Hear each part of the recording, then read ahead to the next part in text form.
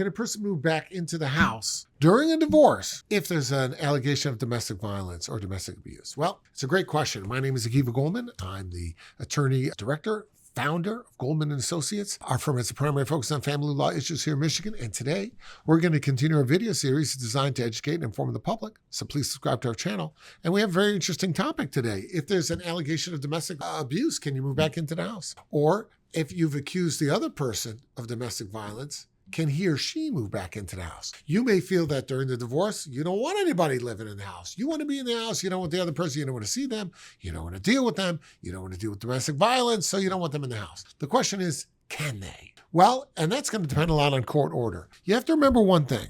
You have to proceed from this assumption. Both parties are allowed to be in the marital home. You don't like each other, you get divorced. But it doesn't mean that either one is going to get exclusive use in the marital home unless the court ordered such. So that means that even though you don't like her, even though you think he's annoying to you, even though every time you see each other, a fight breaks out, you go upstairs, he goes downstairs, vice versa, you're both still allowed to live in the marital home until such time as the court deems otherwise. Now, what if there's an allegation of domestic violence? Well, it depends to what degree the allegation has gone through the legal system. If the allegation has gone through the legal system to the point where there is a domestic violence case pending against someone, then the court will typically order a no contact order. And that no contact order against that defendant means that guy's out of the house. That woman's got to go. Whoever it is that's the subject of the no contact order has to depart, and that means you're going to have exclusive use of the home. But if the allegations of domestic violence haven't gotten that far, the police have not been involved,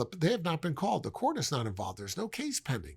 It's just, well, he pushed me and I pushed him, whatever. If it's that kind of thing, then he or she is very much allowed to stay in the home until the court orders otherwise. So if the police haven't been called, but there is domestic violence going on, your lawyer can file a petition for exclusive use of the marital home on the basis that you're getting beat up in that house. And so you are allowed to ask the court permission for that. Now, will your request be granted? It's going to depend on the credibility that you have in making the allegation. It's going to depend on whether or not the court believes that it was mutual. If both parties are beating each other up, if the parties enter into a mutual affray, the court may look at it differently. It's going to depend on whether or not it's a new allegation or an old one. You want to say that 6 months ago there was domestic abuse and therefore you want exclusive use of the home, all the while for the previous 6 months you were both living together. It's not likely to fly to the same degree as a request based on the fact that we were okay, and then, she pushed me down the stairs. That's going to have a lot more traction with the court in terms of separating the parties. So obviously, each case is going to be different. You're going to have to look at the facts and analyze the facts that you have before you. If you have any questions about those facts, reach out, and we'll be glad to help you out. 248-588-3333.